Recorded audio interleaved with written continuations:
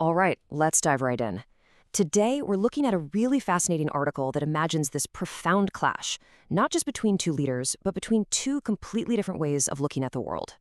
It's a conflict over what it means to be strong, what it means to be good, and, well, whether a nation can even be both at the same time. And really, this one question is at the very heart of the entire explainer. It's the central challenge, right? The big question that sets the stage for everything we're about to unpack. Can you have one without losing the other? So, this central clash is really about two fundamentally different ways of seeing the world. On one side, you've got what's called the language of danger. This is all about force, borders, and just plain survival. But on the other side, you have the language of conscience, talking about dignity, restraint, and a nation's moral responsibility. These two languages really define the entire conflict. And look, it's so important to get that this goes way beyond your typical political debate. The source frames this as something much deeper, a spiritually dangerous question even. It's about that moment when a nation's faith and its fear start pulling in two totally opposite directions.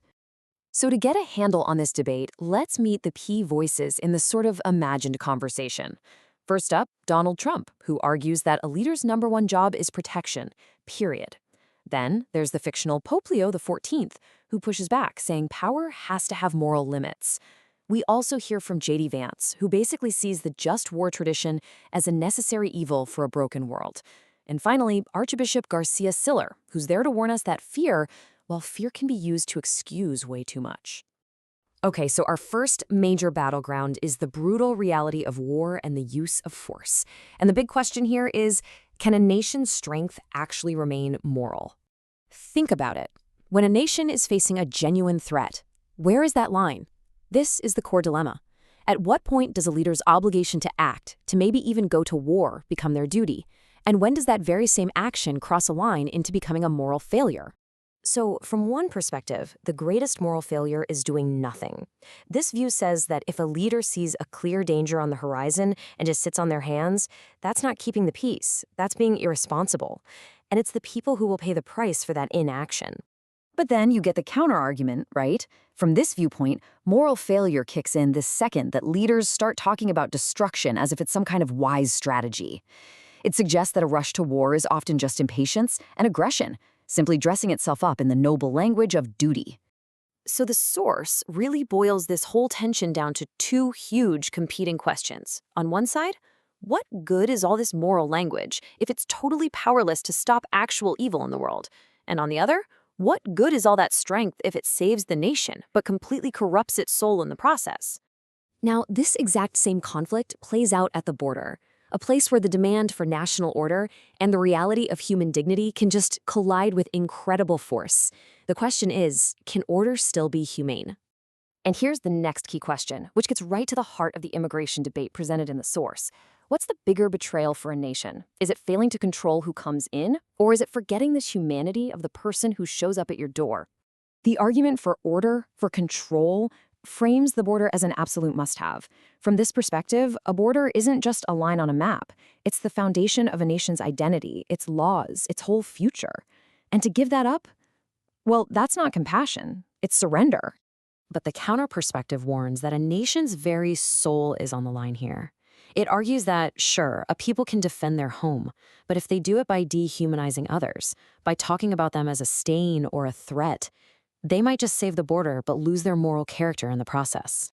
And another voice in the source really sharpens this point. This argument, from the perspective of Hungarian Prime Minister Viktor Orbán, is that a border is what separates a real civilization from just being a piece of land. It's a defense of cultural memory and a people's right to continue to exist. So you can see the conflict really boils down to two very different, powerful fears. On one hand, there's the fear that compassion without any rules will just spiral into chaos and disorder. And on the other, the fear that order without any mercy will just as easily become plain old cruelty. All of this builds to what might be the deepest question of all. What's the real role of religion in politics? Is it supposed to be there to bless power or to stand apart from it and judge it? One view is that faith should be an active force for the nation's good. You know, protecting the family, defending order, giving the country confidence. This perspective argues the problem starts when religious leaders think their only job is to criticize strength instead of helping to build it. But the opposing view argues that faith's number one duty is to stay free and independent from power. It can never become, say, the government's official spiritual advisor. The moment faith loses that freedom to judge and to criticize, it stops being a real moral force and just becomes, well, decoration. So when we pull all these threads together, war, borders, and faith, the source suggests the conflict isn't really between two men at all. It's actually a conflict between two primal forces that exist inside every frightened society. And this reframes the entire debate, doesn't it?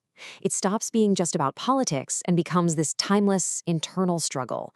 The real battle, according to the source, is fear versus conscience, playing out on the world stage. And the struggle is defined by two big realities. First, you've got the heavy burden of action, the simple fact that leaders are judged by what happens when they fail to act. But then, on the other side, you've got this timeless warning of power, that strength, if you leave it unchecked, can become its own justification and just hollow out a nation from the inside. The source identifies this as the core tragedy of politics. I mean, the world is a dangerous place, and sometimes force might be the only answer. But using that force always comes with a spiritual cost, a price that no serious civilization can really afford to just dismiss. And that leaves us with this final, crucial question, one that goes way beyond any single leader or political moment. How does a society stay strong enough to survive without falling in love with the very hardness it needed to develop in the first place? So there you have it.